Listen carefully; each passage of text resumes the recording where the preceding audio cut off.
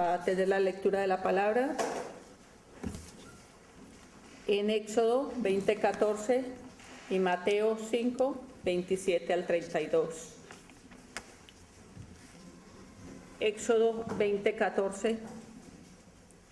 No cometerás adulterio. Mateo 5:27 al 32. Oíste que fue dicho, no cometerás adulterio. Pero yo os digo que cualquiera que mira a una mujer para codiciarla, ya adulteró con ella en su corazón. Por tanto, si tu ojo derecho te es ocasión de caer, sácalo, échalo de ti. Pues mejor te es que pierda uno de tus miembros y no que todo tu cuerpo sea echado al infierno. Y si tu mano derecha te es ocasión de caer, córtala y échala de ti. Pues mejor te es que se pierda uno de tus miembros y no que todo tu cuerpo sea echado al infierno. También fue dicho, cualquiera que repudie a su mujer, dele carta de divorcio. Pero yo os digo que el que repudia a su mujer, a no ser por causa de fornicación, hace que ella adultere, y el que se case con la repudiada cometerá adulterio. El Señor bendiga su palabra y escuchemos a nuestro pastor. Muy bien, también queremos dar muchas gracias a Dios por el acto de ayer de concentración de testimonio que reunió aproximadamente unas 7.000 personas según los organizadores. No sé si quizá éramos unos poquitos menos, pero este es el dato oficial que ha salido en la página del Consell Evangèlic de Cataluña, 7.000. Bien, éramos unos cuantos miles de hermanos allí, yo creo que como mínimo 5.000 estábamos allí. Y la verdad es que fue un acto entrañable, muy emotivo, de ver que todos los evangélicos, sin importar el segundo apellido, ¿no? Porque algunos, ¿qué somos? ¿De hermanos? ¿Somos de la FIEIDE, de la UEBE o de la IEE o de los pentecostales? No, sí, allí estábamos el pueblo de Dios, un solo pueblo. Él lo recalcaron muy bien, porque esta es nuestra vocación. Hay una sola iglesia, un solo Señor, un solo Salvador, un solo y único Padre de todos. Y en este sentido, qué bonito es, ¿no? Y allí envía el Señor bendición y vida eterna, cuando hay un pueblo de Dios unido, que le alaba, que confía en Él, que sale valientemente a la calle para dar testimonio de lo que está pasando. Es que nuestra iglesia ha salido como ejemplo en las entrevistas, ¿no?, que le hacían a las diferentes personas que organizaban el evento, porque decían, a ver, no piensen que lo que estamos reivindicando es una exageración, que esta semana resulta que ha habido una iglesia en Horta a la cual, porque un vecino se quejó y sin más verificación ni comprobación de que haya un ruido excesivo, se le obliga en 48 horas a cerrar, ¿no? Y así salió en una entrevista con El País. Ha salido un eco en Televisión Española, en Televisión de Cataluña, ha salido también en el Punt Diari y espero que en otros. Yo no he podido verificar toda la prensa, pero sé que ha habido varios ecos y debemos dar gracias a Dios, porque este es el segundo. El primer propósito era estar allí, pero el segundo propósito es que los medios de comunicación se hagan eco, ¿no? Es un momento que hay mucho interés informativo en otras cosas, fin de semana el deporte, las motos y la política, pero bueno, nos han dado allí un pequeño espacio porque también es importante lo que estamos haciendo. Y espero que esto, juntamente con este recurso, pues tenga su peso, porque es un momento en que no solo no... ¿Sabéis a cuántas iglesias afecta este tipo de situaciones en Cataluña? Unas 70. Lo cual, proporcionalmente, es mucho, ¿eh? Y además, si se quisiera actuar con la dureza esta de, bueno, hay una queja, hay una denuncia, por lo tanto se cierra, esto implicaría que el 90 y muchos % de las iglesias no podrían presentar la famosa licencia de actividades que piden. Es una situación grave. Esto no hasta donde yo sé, no se lo están pidiendo a la Iglesia Católica Romana, ¿verdad? Habéis oído alguna queja de que es que este año no nos han dejado hacer la procesión. No, todo sigue igual, todo sigue. Bueno, pues damos gracias a Dios por este acto y pedimos que Él bendiga ahora el testimonio del Evangelio que se pudo dar. Me gustó mucho que hubiera alabanza, que hubiera también una presentación del Evangelio, que hubiera una enorme tarima con alegría, con cánticos, con adoración, y que no solamente hubiera una pancarta que decía Padre, perdónalos porque no saben lo que hacen, y entonces debajo ponía o sí lo saben.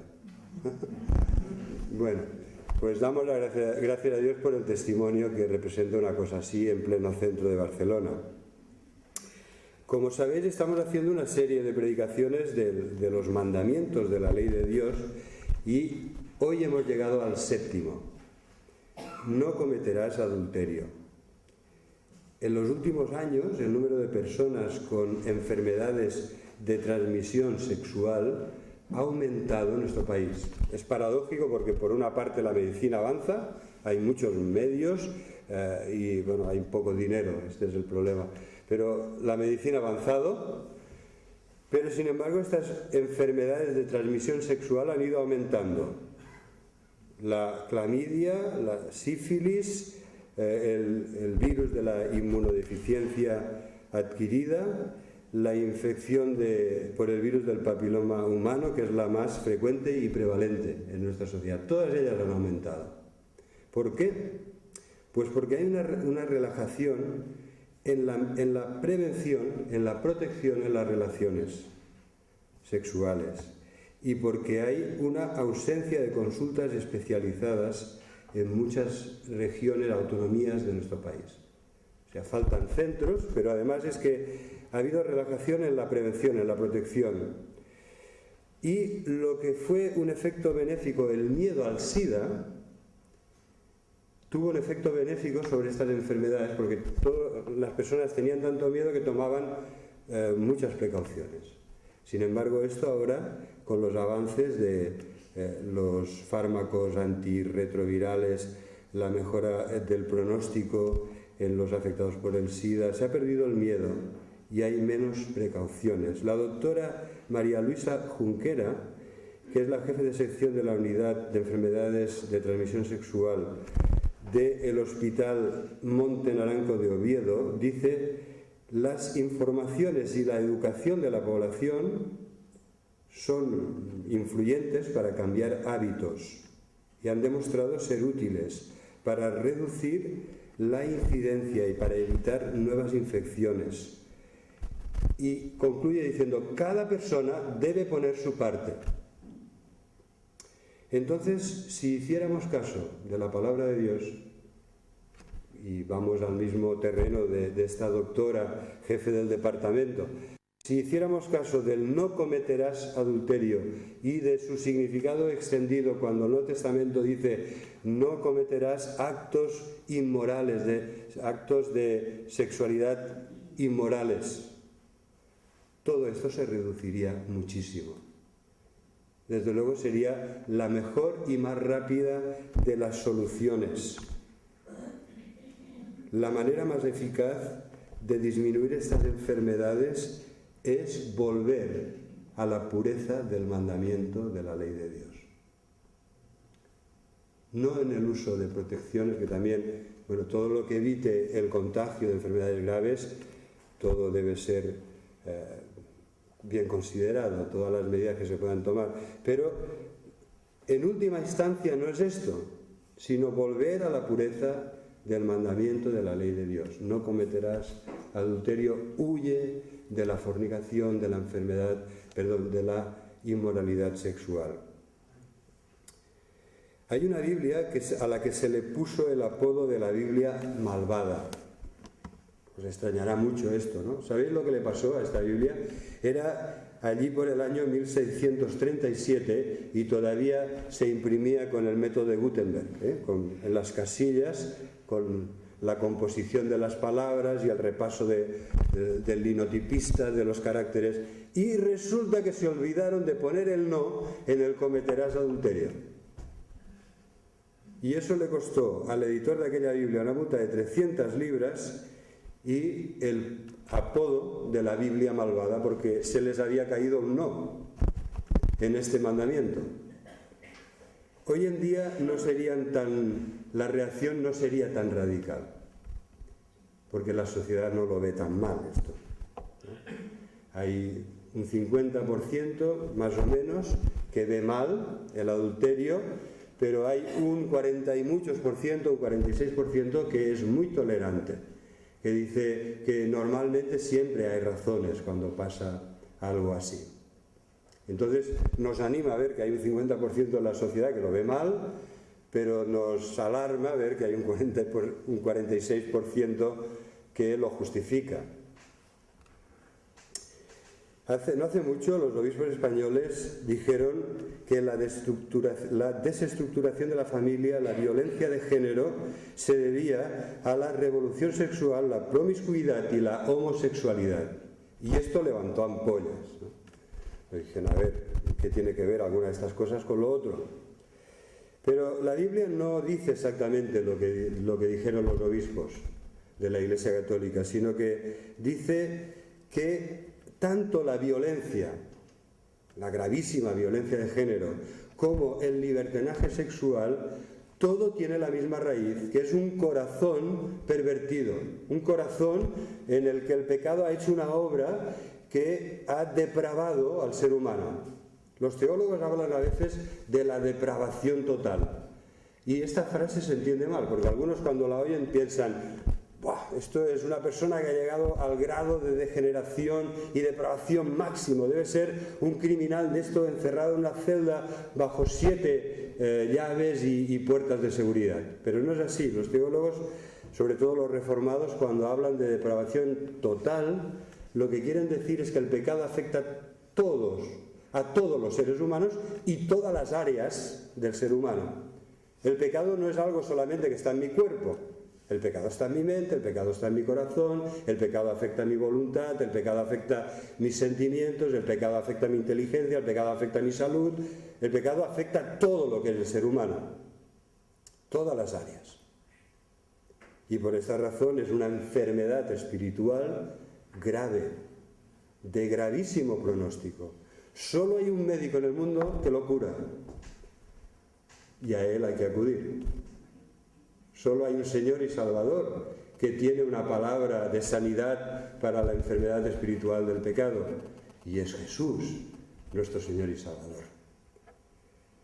Por lo tanto, la Biblia diría todo, la violencia y la inmoralidad sexual tiene una fuente común, que es el pecado, que es la depravación del corazón del ser humano, pero no debemos atribuir, como hacían los obispos, la violencia de género a la inmoralidad sexual.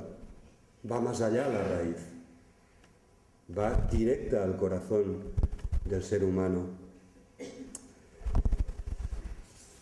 El ser humano se puede convertir en un peligro para los demás, porque cuando nos alejamos de Dios, cuando no hay temor de Dios, resulta que al final tampoco hay respeto por los demás seres humanos. ¿Es verdad o no? Si no hay temor de Dios, ¿quién me dice a mí que no estoy aquí y que no debo aplicar la ley del más fuerte, o la ley de la jungla, o la ley del pega primero, o la ley de vaya yo bien, vaya yo caliente, ríase la gente, etcétera, etcétera, etcétera? Realmente, cuando no hay temor de Dios, si perdemos esta relación piadosa que nos une con temor, respeto, reverencia y confianza al Creador y al Salvador nuestro, si perdemos esto, todas las otras relaciones van a sufrir, porque cuando no hay piedad tampoco habrá justicia, que habla de relaciones equitativas, justas, respetuosas con los demás. Este es el gran mensaje de Pablo en Romanos capítulo 1.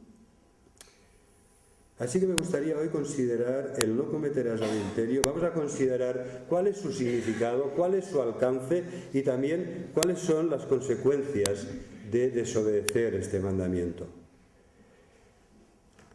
Esta prohibición, que fue dada hace 3.500 años aproximadamente, ¿tiene todavía hoy vigencia?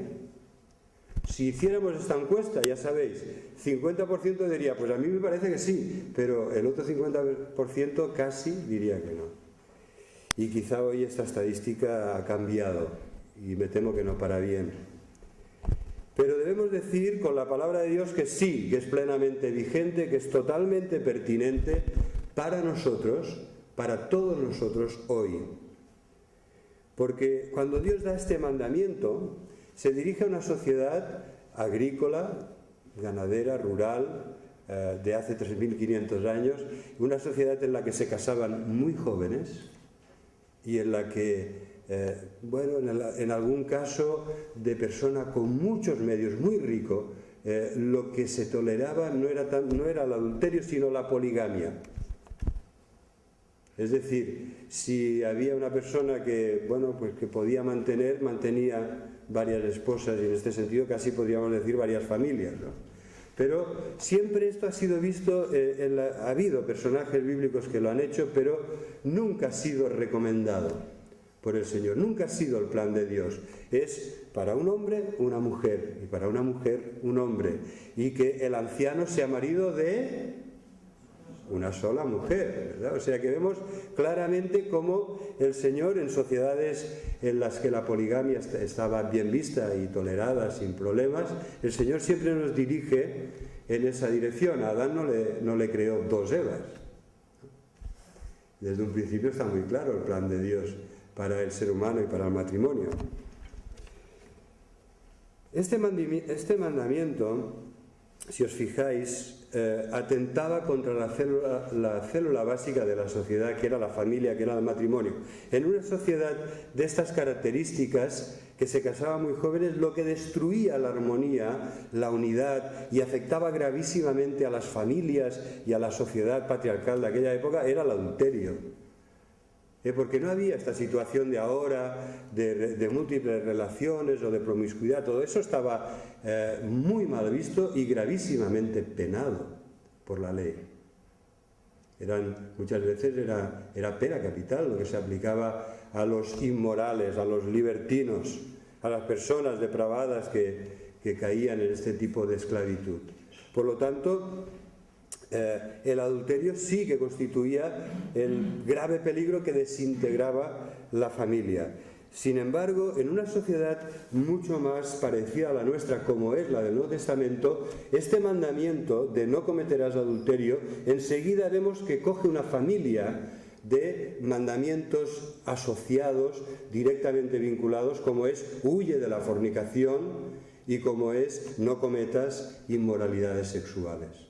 No se limita pues solamente a este caso específico del adulterio dentro del matrimonio, sino que va mucho más allá, se hace general, nos afecta a todos, a jóvenes, a mayores, nos afecta a hombres y a mujeres, nos afecta a casados y a no casados. El Señor quiere un pueblo que lleva en su frente un mensaje que es santidad a Jehová. ¿No era esto lo que llevaba el sacerdote cuando entraba en la presencia de Dios? ¿No somos nosotros reyes y sacerdotes para el Señor?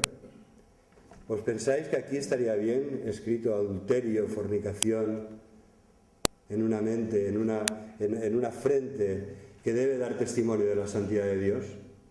Por supuesto que no. Lo que el Señor lo que espera es un pueblo que le respeta, que es un pueblo que vive en santidad, en pureza de vida.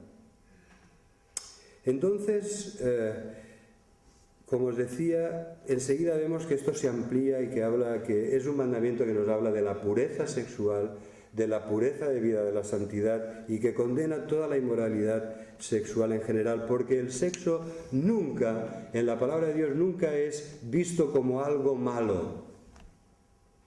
No es así. Dios creó al hombre y a la mujer y les dijo creced y multiplicaos. Es el plan de Dios. Dios vio lo que había creado, lo vio todo, y ¿sabéis la única nota negativa? ¿Cuál fue? Pues solamente había una cosa negativa. No es bueno que el hombre esté solo. Y entonces le creó una pareja, una ayuda idónea, alguien como él, su vis a vis, alguien con el que pudiera comunicarse, cuidarse y encariñarse, todo lo que necesitamos como seres humanos. En este sentido, la Biblia nunca habla de una forma peyorativa, detractora del sexo en sí, porque forma parte del plan de Dios. en este varón y hembra los creó y les dijo, creced y multiplicaros. Ahí está todo. Ahí está todo. Y dejará al hombre a su padre y a su madre y se unirá a su mujer y serán una sola carne. Ahí está el plan de Dios.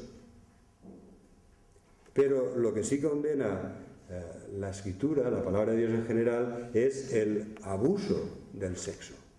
Es la depravación de esto que Dios ha creado como algo hermoso para ser vivido y disfrutado dentro del matrimonio.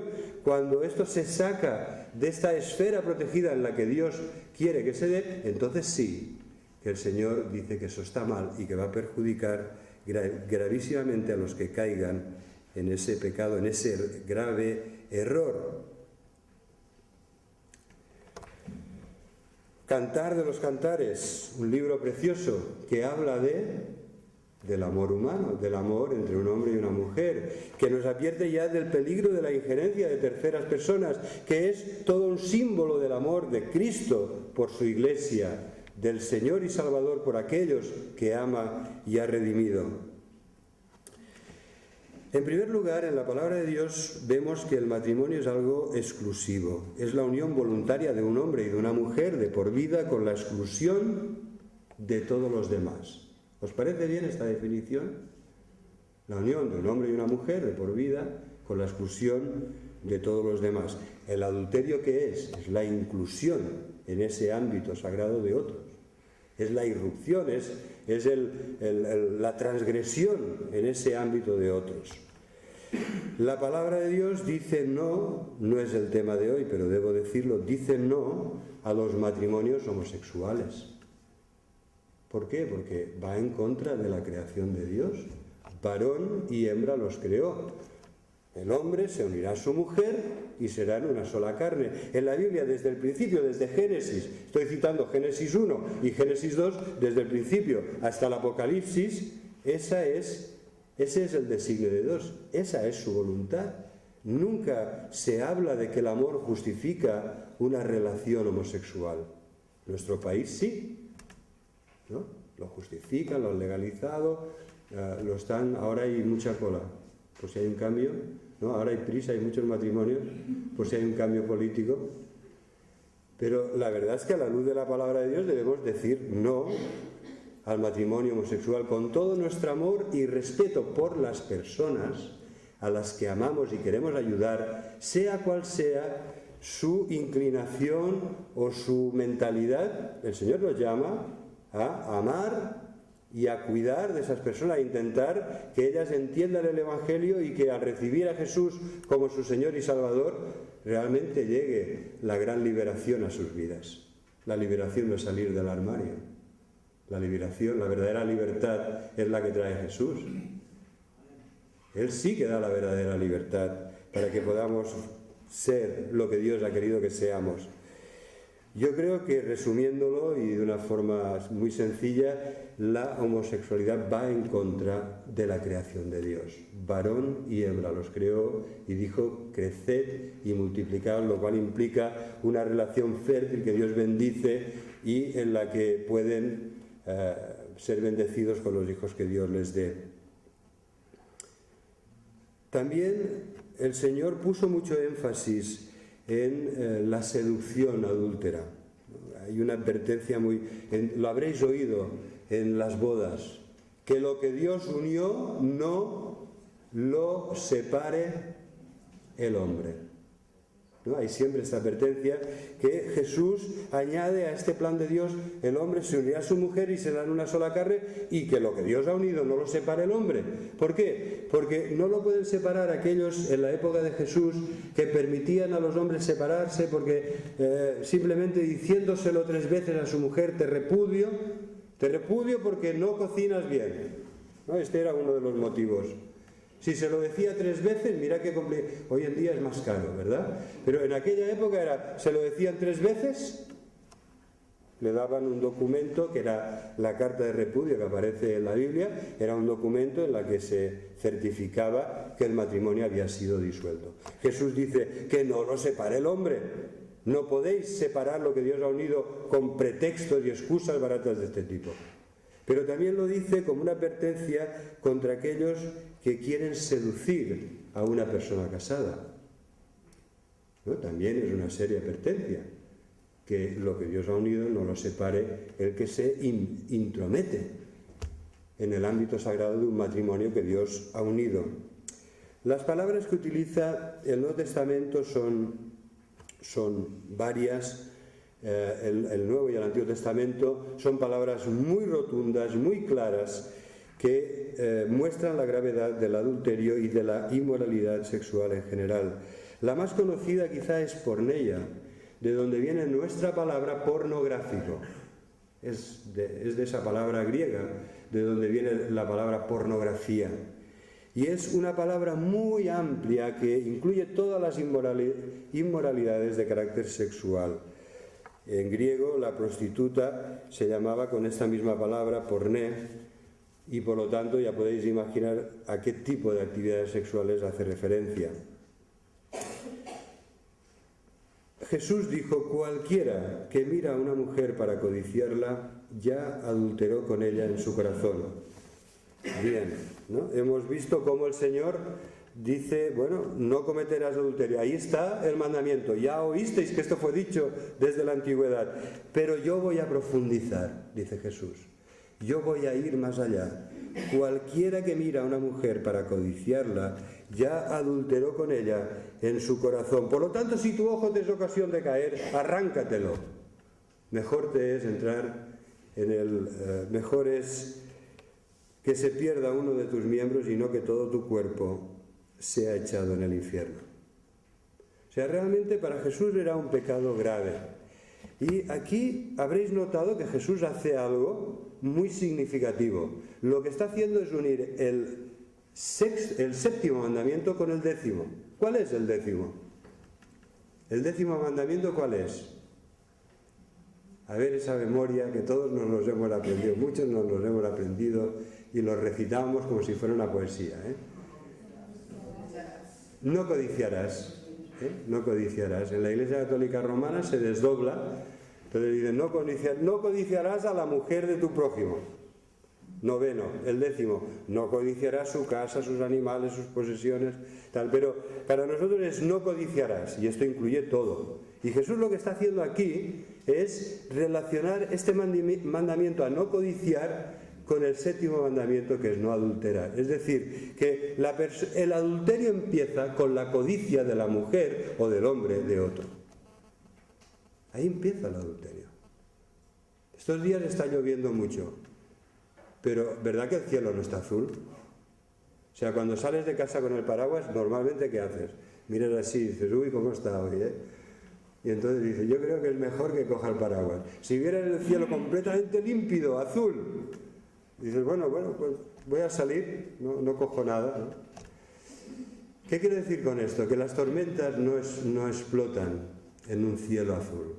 Vienen las nubes, hay una reacción, si ves nubarrones muy negros, pues dices, uy, la que va a caer. Y normalmente cuando pasa algo grave en la vida de una persona, eso no pasa en un instante, porque sí, sin que la persona lo piense, sin que la persona lo vea venir. Cuando se produce el adulterio, ha habido esta codicia que se expresa, como dice Jesús, en miradas lujuriosas. Pero ha habido primero una tentación a nivel mental. Santiago lo dice muy bien, lo explica muy bien lo que pasa en nuestra mente, cuando en el capítulo 1 nos dice, ¿sabéis lo que pasa con esta enfermedad espiritual que es el pecado? Pues en Santiago capítulo 1, versículo 13, nos dice, cuando alguno es tentado, por favor que no diga que es tentado de parte de Dios, porque Dios no puede ser tentado por el mal, ni él tienta a nadie, sino que cada uno es tentado cuando de su propia concupiscencia es atraído y seducido. Jesús habla de esta palabra tan rara, tan fuerte, ¿no? Concupiscencia. El que mira a una mujer con concupiscencia, esto es lo que está diciendo Jesús. La palabra es la misma en Mateo y aquí. En un sitio se traduce para codiciarla y en el otro se traduce con esa palabra más específica, pero es la misma.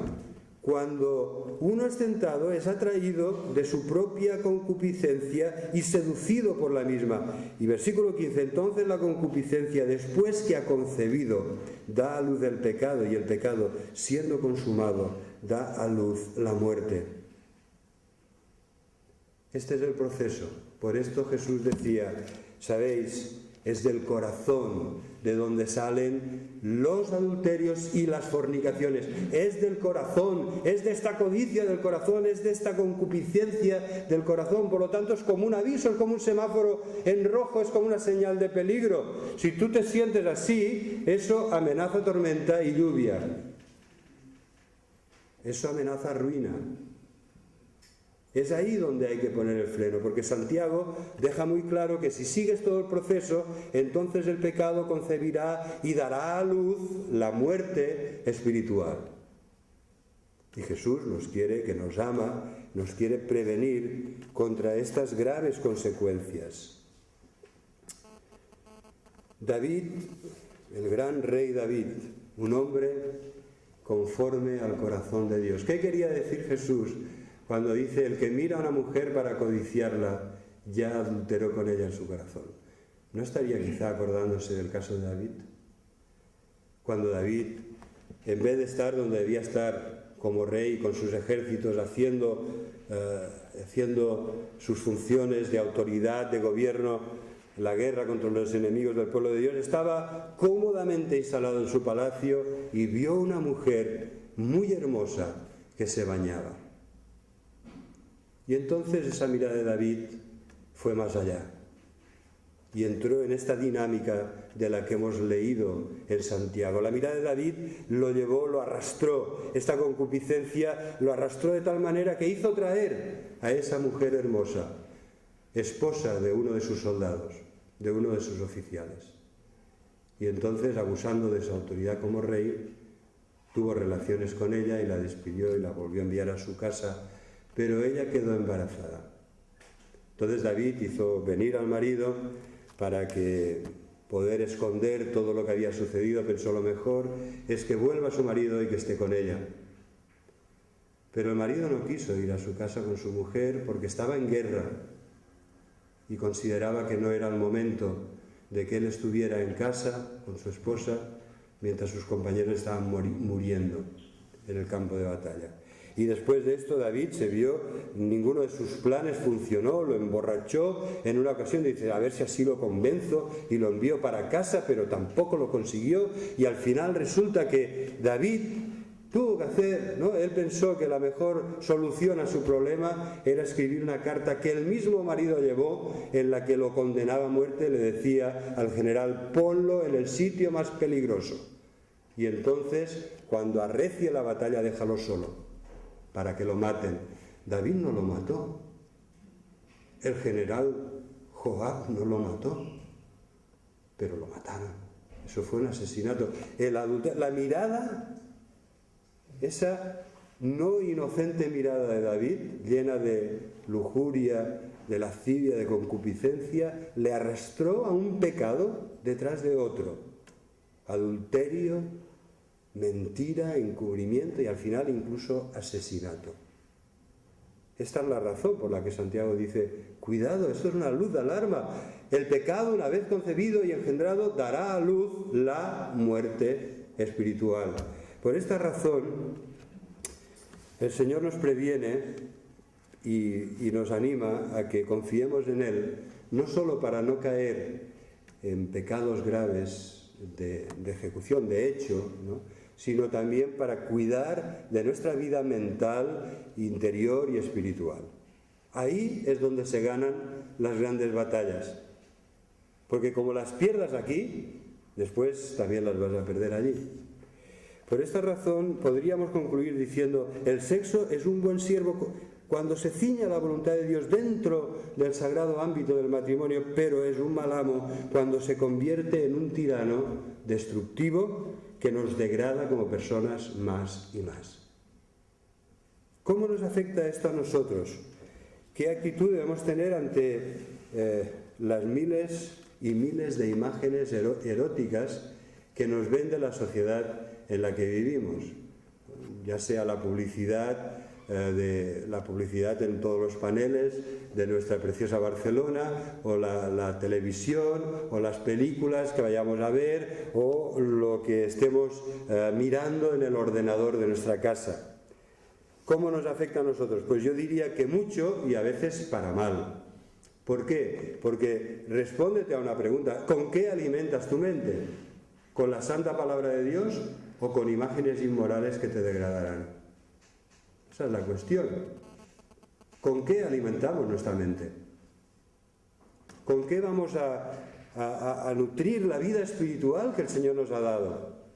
Debemos añadir a nuestra fe virtud, y a la virtud conocimiento, y al conocimiento dominio propio, y al dominio propio paciencia, y a la paciencia debemos añadir piedad, afecto fraternal y amor. Todo empieza en la fe y todo quiere llevarnos a la culminación del amor de Dios, del amor de unos hacia otros, pero de un amor puro, no de un amor deteriorado por todo lo que la sociedad ofrece en cuanto a la degradación del ser humano por el uso y abuso de la inmoralidad sexual. ¿Sabéis cuáles son las películas más vistas de los videoclubs? Mal negocio, ¿verdad? Los videoclubs. Ahora con todos los piratas que andan sueltos por España, ¿eh? Mal negocio, ¿verdad?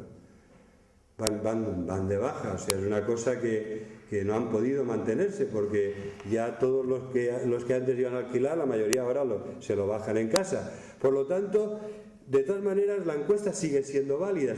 Si hacemos la encuesta de cuáles son las películas más vistas y más rentables de los antiguos videoclubs que han llegado prácticamente hasta ahora, hasta nuestros días, os dirán sin duda que una mala película pornográfica es mucho más rentable que aquella que ha sido galardonada con muchos Oscars o Osos de Oro, el galardón que sea, ¿no? O Goyas. La mala película pornográfica es más rentable, se alquila más que el gran éxito del año. Es muy fuerte, ¿verdad? Esto es muy fuerte, pero es así. Porque el sexo crea adicción como una droga. Y porque hemos entrado de lleno, ahora con lo de Internet, con el enorme cargamento de erotismo, de pornografía, de todo tipo de perversión sexual, hemos entrado de lleno en la adicción, en lo que es el cibersexo. Las personas que ya no necesitan a nada ni a nadie, están allí con su pantalla y allí lo encuentran todo. Y eso es una adicción de la que cuesta tanto más salir que las drogas, que drogas fuertes. Es una adicción, eso engancha al ser humano hasta el punto de que lo saben. No sé si os lo he contado de un hermano que fue a reparar unos ordenadores en un convento de monjas y le dijo: se nos ha metido el diablo en el ordenador, porque les enviaban de esos spam, de esos flashes, ¿no? De visita esta página, y aparecían por allí hombres y mujeres desnudas. Las monjitas estaban de esto, vamos a romper todos los ordenadores. Se nos ha metido no un virus, no, el diablo se nos ha metido. Pero bueno, esto es lo que tenemos en los hogares.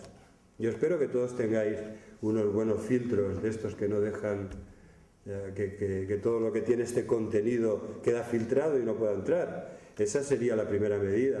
La otra es revisar el historial de vez en cuando, ¿no? Ir viendo qué se ve y qué no se ve. Quisiera acabar con la receta de la palabra de Dios. ¿Qué antídoto, en una sociedad en la que estamos bombardeados con esto, qué antídoto podríamos tomar? Pues, hermanos, no hay soluciones mágicas. Hemos de estar muy cerca del Señor, arrepentirnos de nuestros pecados, velar en santidad, esforzarnos en estar siempre lo más cerca del Señor posible, porque en esa medida la plenitud del Espíritu y la palabra de Dios nos protegerá de tanta corrupción que hay en este mundo. Pero la palabra de Dios también nos dice de una forma, a mí me admira el realismo de la palabra de Dios, ¿no? De que se hablan las cosas que pueden parecer a veces difíciles de hablar sin ruborizarse, se hablan con toda libertad.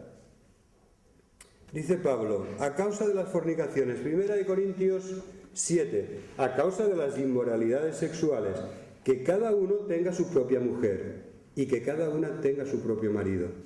El marido cumpla con la mujer el deber conyugal y asimismo la mujer con el marido.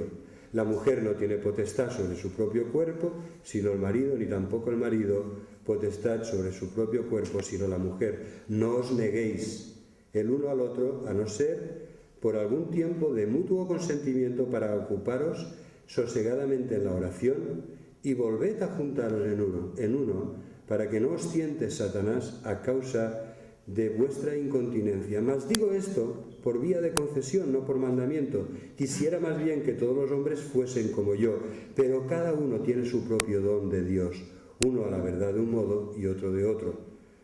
Digo pues a solteros y a viudas que bueno les fuera quedarse como yo, pero si no tienen el don de continencia, cásense, pues mejor es casarse que estarse quemando. ¡Qué realismo en la palabra de Dios, ¿no?